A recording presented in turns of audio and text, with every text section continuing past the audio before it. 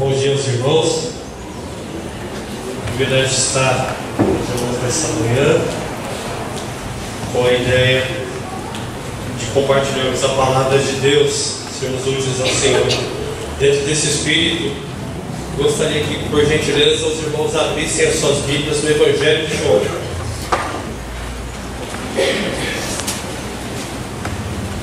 Evangelho de João, capítulo 13.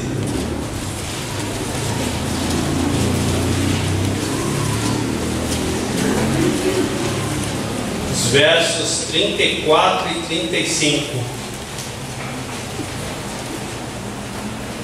Evangelho de João, capítulo 13, versículos 34 e 35. Assim está registrado na palavra de Deus: novo mandamento vos dou, que vos ameis uns aos outros, assim como eu vos amei, que também vos ameis uns aos outros. Nisto conhecerão todos que sois meus discípulos, se tiverdes amor uns aos outros. Esse texto final do capítulo 13 ali, ele fica, é como se fosse um sanduíche. Esse texto ele está entre, na frente, o posterior, a lavagem de pés, que é o início do capítulo 13. Logo depois vem a indicação do traidor. Aí Jesus Cristo entra aqui nesses dois versículos, né? A partir do verso 31, Jesus Cristo ele coloca esse texto do amor.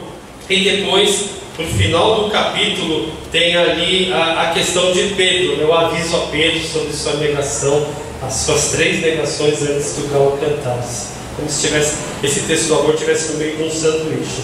Judas na parte de cima e Pedro na parte de baixo. Mas o que está acontecendo aqui é que o Senhor Jesus está no cenáculo com seus discípulos, e o tom é um tom triste, é um tom de despedida. Jesus ele está preparando os seus discípulos para a sua partida, e o curto espaço de tempo em que ele ainda estaria com eles, esse curto espaço de tempo está prestes a se acabar, e Jesus Cristo ele está conversando com os seus discípulos. E talvez eu, ou até mesmo eles, ouvindo as palavras de Jesus, eles estariam com algumas interrogações, do tipo assim: o que será de nós agora? Como nós poderemos viver sem o Mestre entre nós? E o grupo estava ali, digamos que, sentindo que alguma coisa não estava muito bem. Ou seja, as palavras de Jesus são palavras de despedida. Porém, dentro desse clima de despedida, de preparação que Jesus está fazendo com os seus discípulos, Judas já havia sido revelado, né? Como traidor, já havia saído do meio deles. O Senhor começa a expor a eles, e é justamente o que acontece a partir do verso 31, e mais especificamente no verso 34 e 35, que é o que nós lemos. Jesus começa a expor, a pedir, a comunicar a eles o que ele, na ausência deles, após a sua ascensão, esperava deles como discípulo de Cristo aqui na terra. Na verdade, os discípulos estão recebendo aqui nos versos 34 e 35 uma grande incumbência. Uma incumbência, uma responsabilidade que deveria ser uma marca na vida deles, que deveria ser um padrão, que deveria ser algo que os distinguisse das demais pessoas na face da terra. Esse padrão, essa marca, ela deveria ser incorporada em suas vidas para todo sempre. O tema que eu gostaria de conversar com os irmãos dessa manhã está relacionado à marca distintiva de um cristão. E essa marca distintiva de um cristão começa justamente a partir do verso 34, quando Jesus fala aos seus discípulos: um novo mandamento vos dou, amem-se uns aos outros. Então, o nosso desafio é conversar aí com 3 pontos, as marcas distintivas, essa marca que deve distinguir os cristãos, a questão do amor. Nosso desafio nessa manhã é ler, é explicar e aplicar o texto de acordo com aquilo que Deus concede mediante a sua palavra. Nesse texto, Jesus Cristo, e é o primeiro ponto que eu quero compartilhar com os irmãos, ele dá um novo sentido a algo que já é conhecido. Um novo mandamento eu lhes dou. Não é o 11º mandamento que Jesus está dando, não é um acréscimo aos outros 10 mandamentos da lei mosaica. Pelo contrário, Jesus Cristo aqui ele está dando um mandamento que abarca, que abrange todos os demais mandamentos pelos quais os discípulos e os judeus daquela época viviam. Mateus 22, 44, o evangelista ele relata uma experiência de Jesus, um discurso de Jesus, onde ele é perguntado justamente sobre isso. E está escrito assim, a partir do verso 36 do capítulo 22 de Mateus: Mestre, qual é o maior mandamento da lei? Respondeu Jesus: ame o Senhor seu Deus de todo o seu coração, de toda a sua alma e de todo o seu entendimento. Este é o primeiro e maior mandamento. E o segundo, que é semelhante a esse primeiro e maior mandamento, é que ele ame o seu próximo como a si mesmo. Desses 2 mandamentos dependem toda a lei e todos os profetas. Ou seja, Jesus Cristo ele está, digamos, dando um novo mandamento que na verdade é o antigo, porque na lei de Moisés já havia essa questão de amar a Deus e amar o próximo. Se você quiser anotar aí, Deuteronômio 6,5 fala sobre o amor a Deus, e Levítico 19,18 fala sobre o amor ao próximo. O próprio João, não no Evangelho, mas nas suas cartas, ele nos fala o seguinte: amados, não lhe escrevo um mandamento novo, mas um mandamento antigo, que vocês têm desde o princípio, a mensagem que ouviram. Ou seja, João ele está replicando ali nas suas cartas aquilo que ele falou no Evangelho e aquilo que ele ouviu do próprio Jesus. Ou seja, o mandamento, esse novo mandamento que Cristo dá, na verdade não é novo, e sim é o antigo mandamento, que mostra a vontade originária e eterna de Deus. Ou seja, desde o princípio, Deus queria que os filhos seus tivessem essa marca distintiva. E qual é essa marca? O amor. Um novo mandamento vos dou. Ou seja, a questão do novo aqui é que Jesus Cristo está refinando, está fundamentando, ele está, digamos que, dando o sentido real de tudo aquilo que a lei de Moisés preconizava. Ou seja, a questão do amor. Se eu amo meu irmão, eu não vou cobiçar as coisas dele. Se eu amo meu irmão, eu não vou adulterar. Se eu amo meu irmão, não vou matá-lo, não vou roubá-lo. Então, todo mandamento, toda lei tem ali como base o amor pelo próximo, o amor pelos seus irmãos. Mesmo porque Jesus Cristo jamais poderia invalidar os mandamentos do Pai, substituindo-os por um novo.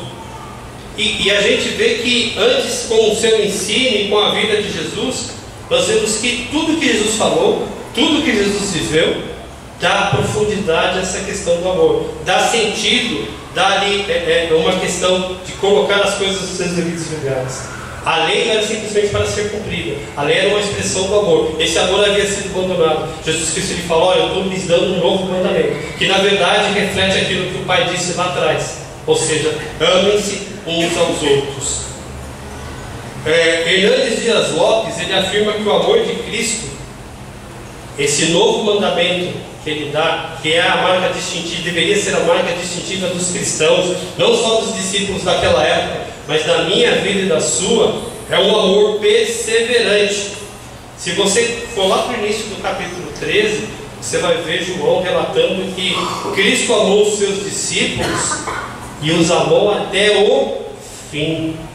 Não houve ali momentos de fraqueza, de que esse pessoal me dá muita dor de cabeça, esse pessoal parece que não entende nada do que eu estou falando, eu falo A, eles fazem B. Não, em todos os momentos, até mesmo quando Jesus estava sendo duro de palavra, ele estava sendo duro, mas nem nesses momentos ele deixou de amar os seus discípulos. Filipe Yancey ele diz que não há nada que você possa fazer para que Deus te ame mais, mas também não há nada que você possa fazer para que Deus te ame menos. Então, meus irmãos, o amor de Cristo, esse amor que é o novo mandamento que Ele nos dá, que é uma reinterpretação, um aprofundamento da lei de Deus, é um amor perseverante. E é um amor humilde.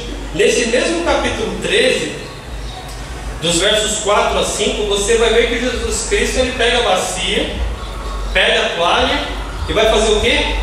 Vai lavar os pés dos discípulos, né? Então assim, e ali ele mesmo fala, olha, eu vim para servir. Ou seja, quem quer ser cristão, quem quer ser reconhecido como filho de Deus, quem quer ser reconhecido como discípulo, tem que descer do pedestal. Tem que pegar a bacia, tem que pegar a toalha e tem que lavar os pés dos outros, dos discípulos, igual Cristo fez aqui. Quem ama não se sente diminuído ao dar demonstrações de humildade, ao dar demonstrações de perdão, ao dar demonstrações de carinho, de afeto, de compreensão. Porque é esse, ou essa, melhor dizendo, é a marca do cristão. Um novo mandamento nos deu: amem-se uns aos outros. O amor que Jesus está pedindo aqui não é uma coisa nova. Já disse, ele não está inventando o 11º mandamento. Não. Ele está reinterpretando toda a lei mosaica. E agora está dando um novo sentido a ela. Um sentido que abarca tudo. Se você ama o seu irmão, você cumpre a lei. Uma segunda ideia que a gente quer compartilhar com os irmãos aqui nessa manhã é que esse novo mandamento dado, lembre-se, Jesus disse isso há alguns instantes de ser preso. Então ele está ali dos 45 minutos do segundo tempo conversando e dando ali a instrução, digamos que derradeira para os seus discípulos. A segunda ideia que eu quero compartilhar é que esse amor, esse novo mandamento é um padrão a ser seguido. Amem-se uns aos outros, como eu os amei. Eu os amei. Vocês devem amar-se uns aos outros. Percebe que Jesus Cristo, nessa frase aqui, ele manda os discípulos se amarem 2 vezes. Sinal de realce, sinal de estar repetindo, ou seja, quer que os discípulos gravem. Tipo, discípulos, prestem atenção, vocês têm que se amar. Esse novo mandamento não é colocado diante dos discípulos como uma lei, uma regra rígida e fria, mas algo que é derivado da onde? Do coração deles? Não. De alguma inspiração? Não. É derivado do próprio amor que Cristo sentiu por eles. Jesus não ordena, digamos assim, meramente o amor, mas ele declara: deveis amar uns aos outros como eu vos amei. O amor, se você for buscar entender o amor aí fora, você vai encontrar uma variedade de explicações, uma variedade enorme, quase que infinita, de ideias, de filosofias, de maneiras, segundo o grego, romano, segundo o egípcio, segundo tal corrente da psicologia, segundo tal, e vai encontrar muita coisa. Tem muita coisa que não presta.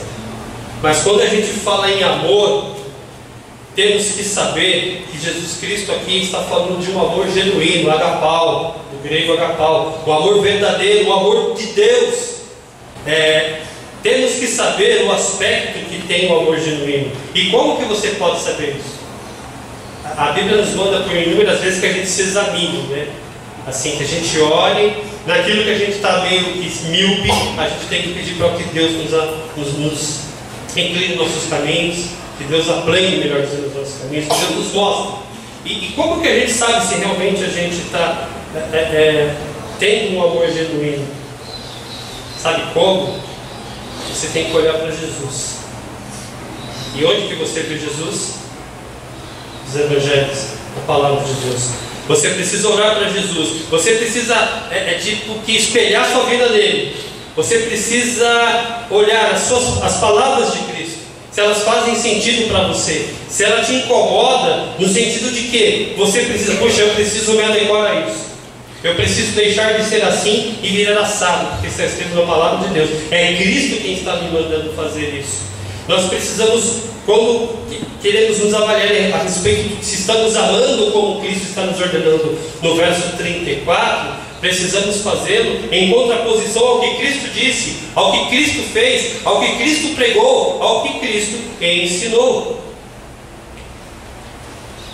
já disse aqui no próprio capítulo 13, Cristo não apenas falou de amor, ele praticou o amor, em um ato de extrema humildade. Alguém que é maior, ajoelhando-se para lavar os pés de quem é menor. Isso é uma demonstração de amor. O amor que Cristo nos pede, esse padrão, essa incumbência, essa marca que você, como salvo, como regenerado, como novo nascido deve ter, é um padrão incomum, é algo que é diferenciado. O amor genuíno de Cristo nos é mostrado em nítidas cores através de tudo que Ele suportou, de tudo que Ele lutou, de tudo que Ele sofreu e por fim, pela sua morte. Filipenses 2,8, sendo obediente até a morte, e morte de cruz. Um sacrifício extremo, como demonstração de amor. Por quem? Por mim e por você. Verso 34, Jesus nos instrui a amar aos outros, ou uns aos outros, como Ele nos amou. O padrão é Ele, a referência é Ele. Quer saber se está tendo um amor genuíno pelo seu irmão, pelo próximo? O padrão a ser comparado é Jesus Cristo.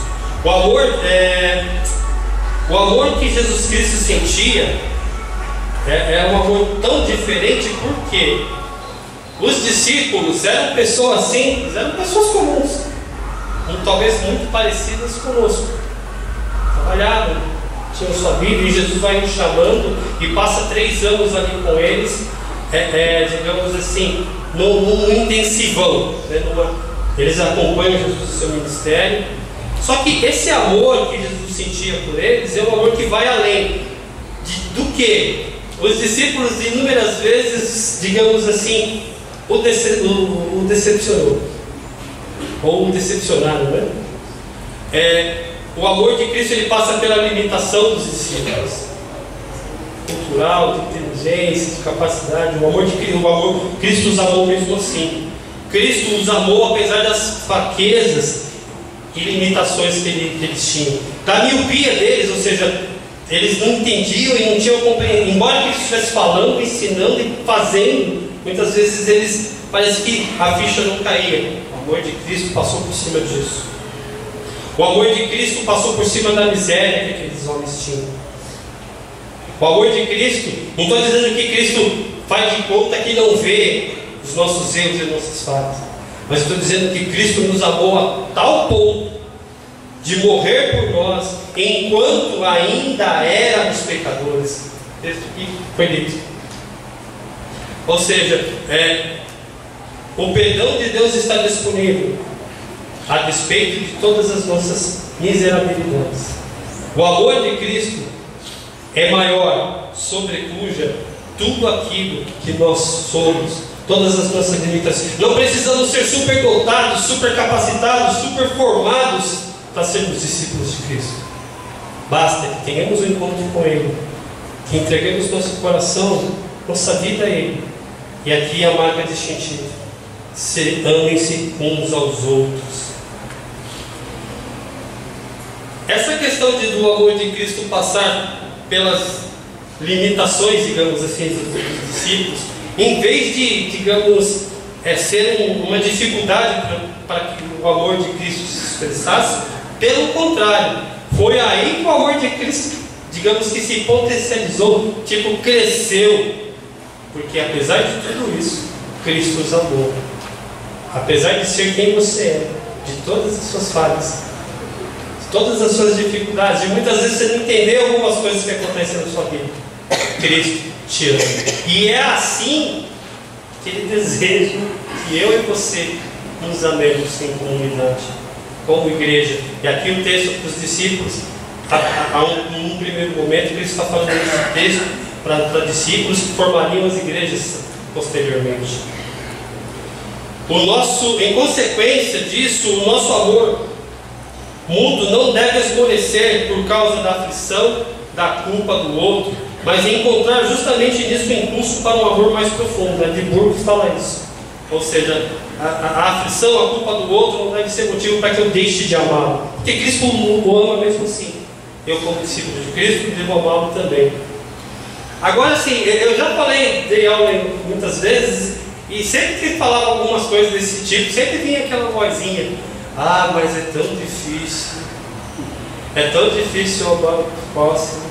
É tão difícil amar aquele irmão que é meio estranho aos meus olhos, que é chato, que é ranzinza. Um amor desses que Cristo está pedindo no verso 34, será que é possível? Talvez você me ouvindo falar, ou você tenha ouvido outras pregações sobre o assunto, você pode estar pensando: será que Jesus está demandando algo que está além da nossa capacidade?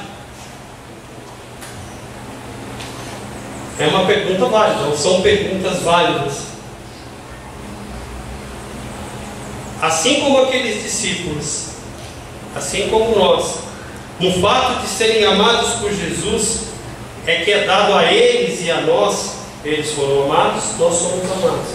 É dado o fundamento e a força que precisamos para amar aos outros, ou nos amarmos. Um detalhe: não são deles, não deveriam ser deles, os discípulos, nem de nós, que deveria vir a força para amar o próximo ou amar uns aos outros. Fatalmente fracassariam.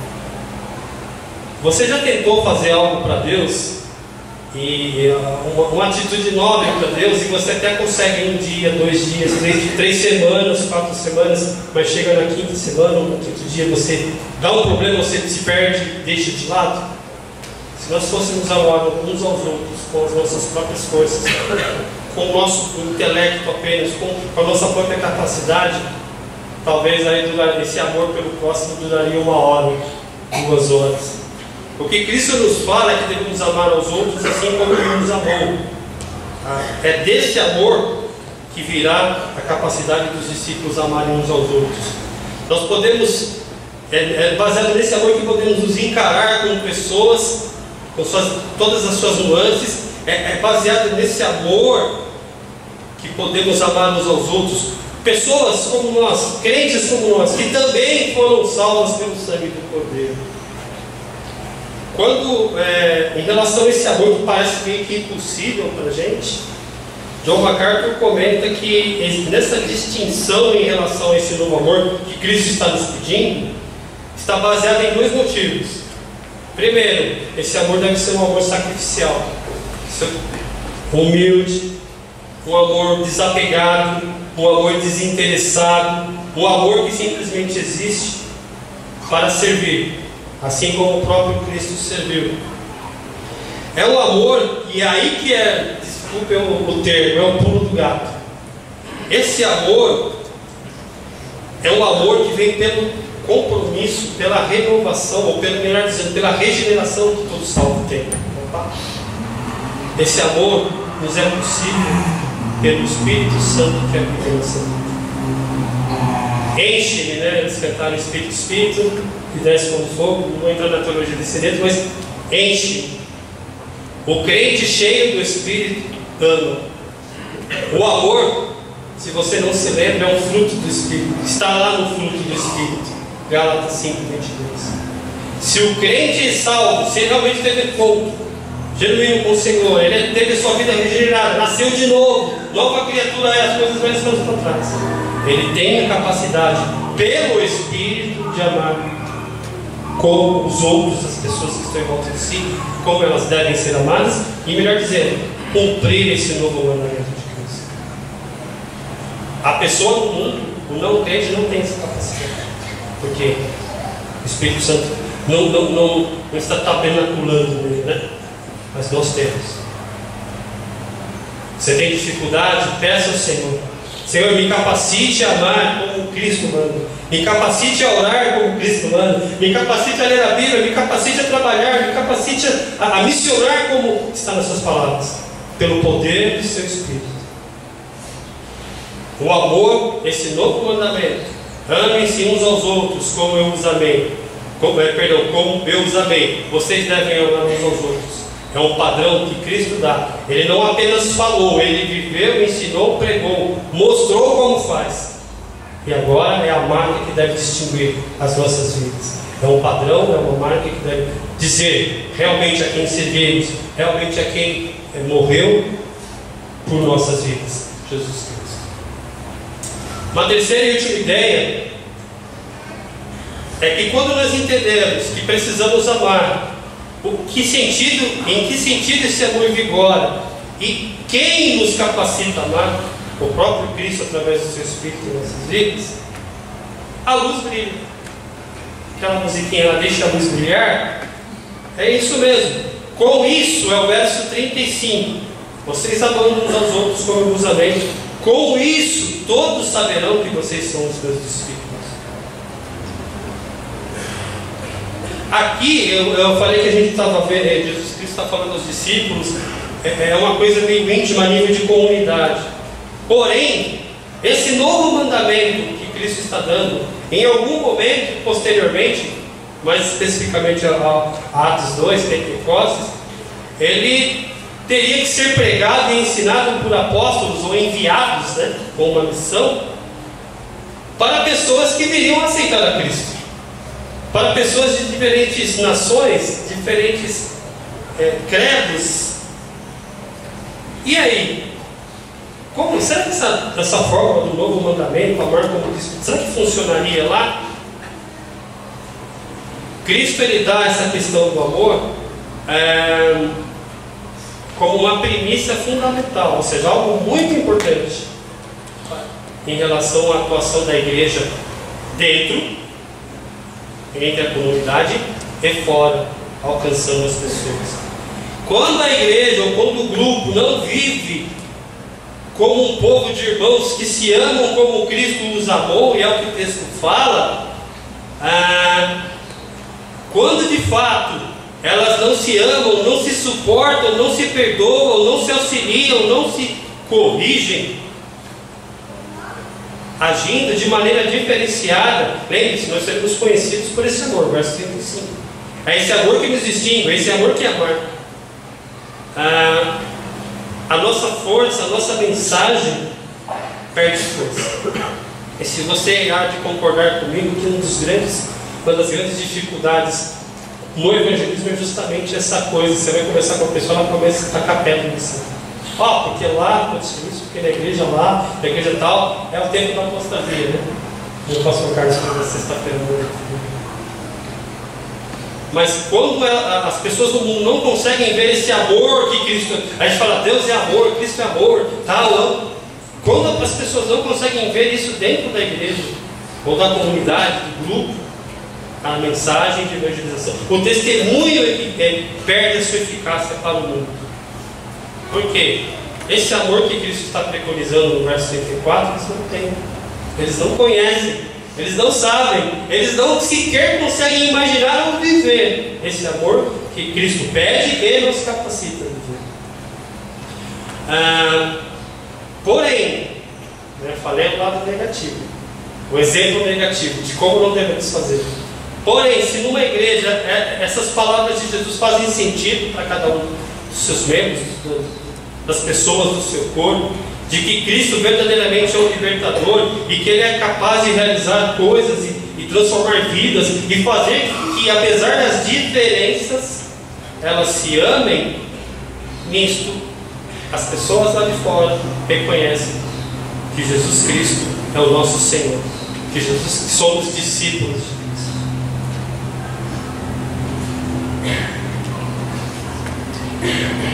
Temos aqui um grande desafio.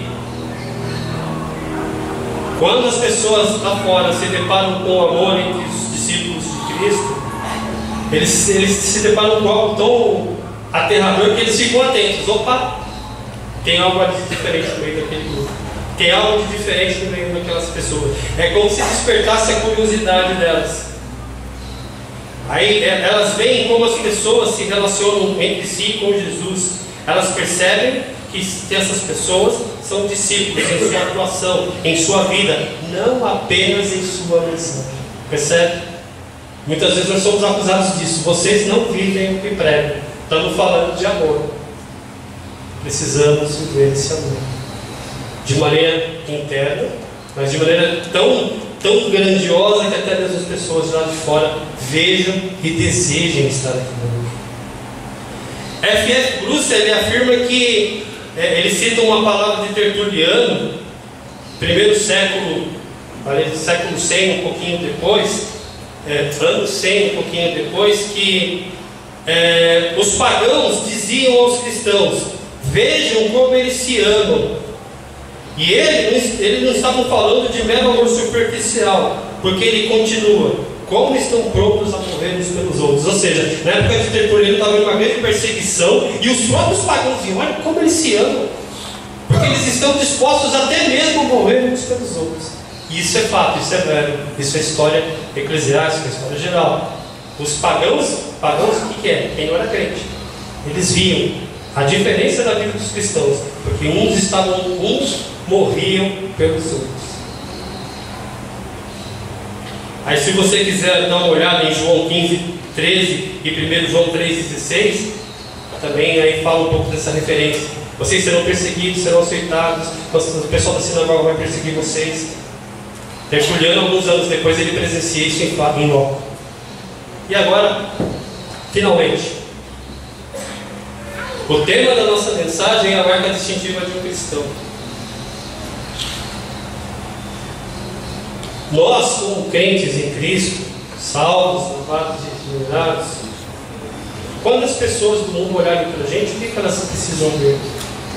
Aqui dentro, fala aqui dentro, estou aqui dentro, tá bom? Mas qualquer igreja que se diz cristã, que prega o evangelho verdadeiro, precisa acontecer, precisa haver uma atmosfera, precisa haver um ambiente, algo no ar, o amor. Você não precisa mostrar o quão ortodoxo você é em sua teologia. Não é isso que demonstra que você é um cristão, embora a ortodoxia seja algo muito bom. Ou seja, ter ali uma teologia seguida, pautada na palavra de Deus. Ok, importante, mas não é isso que te distingue como cristão. Não é liturgias e dons que distinguem se você é um cristão verdadeiro, um discípulo. Aí você vai lá para a igreja de Corinto, né? Veja o trabalho que ela deu para Paulo. Escreveu 2 cartas registradas, uma terceira embutida na segunda. Não é por liturgia e dons que você deve ser conhecido como cristão. Não é por andar assim ou assado, vestir-se assim ou assado, em um termo primário, que você deve ser conhecido como cristão. O que Jesus Cristo nos fala aqui? Devemos ser conhecidos, distinguidos, termos a marca do amor. O amor uns pelos outros, assim como Ele nos amou. Esse é o desejo de Cristo. Um dos últimos desejos deixados nas Sagradas Escrituras, relatados nas Escrituras. Amem-se uns aos outros, como Ele nos amou. Esse é o nosso desafio. Esse é o padrão. Essa é a marca distintiva que deve pautar a sua vida, a sua conduta, suas palavras, seus atos, por onde quer que você esteja, por onde quer que você ande. Que assim seja na minha vida, que assim seja na vida da igreja. Amém.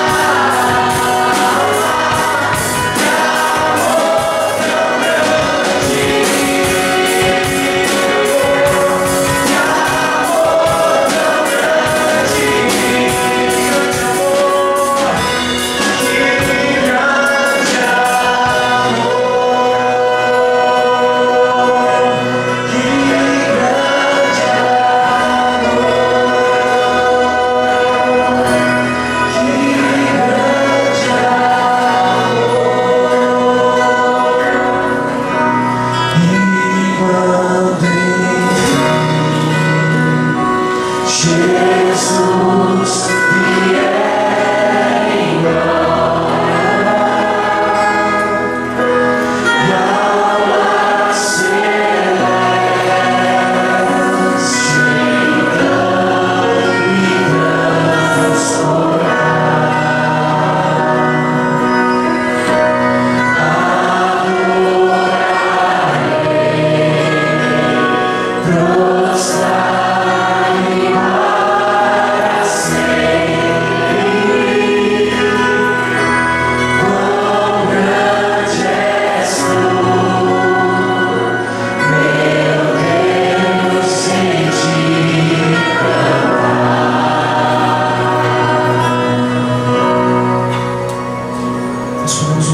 Deus, porque Ele tem um amor tão grande por nós.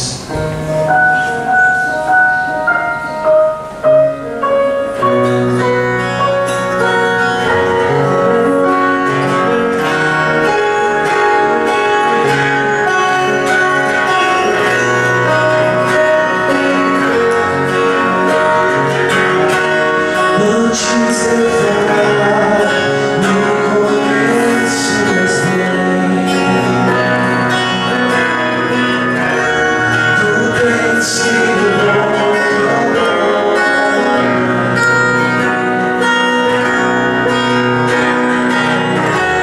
cada instante meu é o que eu sou.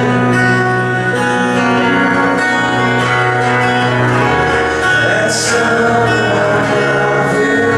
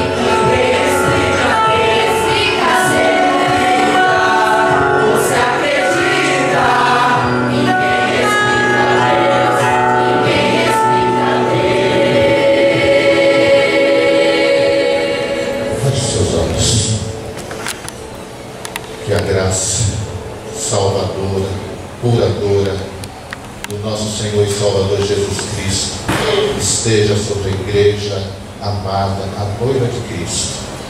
Que o amor de Deus, que não faz acepção de pessoas, antes ajunta com amor e carinho, transforma, trazendo alegria e paz. Que as consolações do Teu Santo Espírito em meio às dificuldades e às crises fortaleça, ó Espírito Consolador, a vida da Tua igreja, para que ela seja vitoriosa em meio a tantas lutas e adversidades, desde agora para todo sempre. Um bom domingo a todos.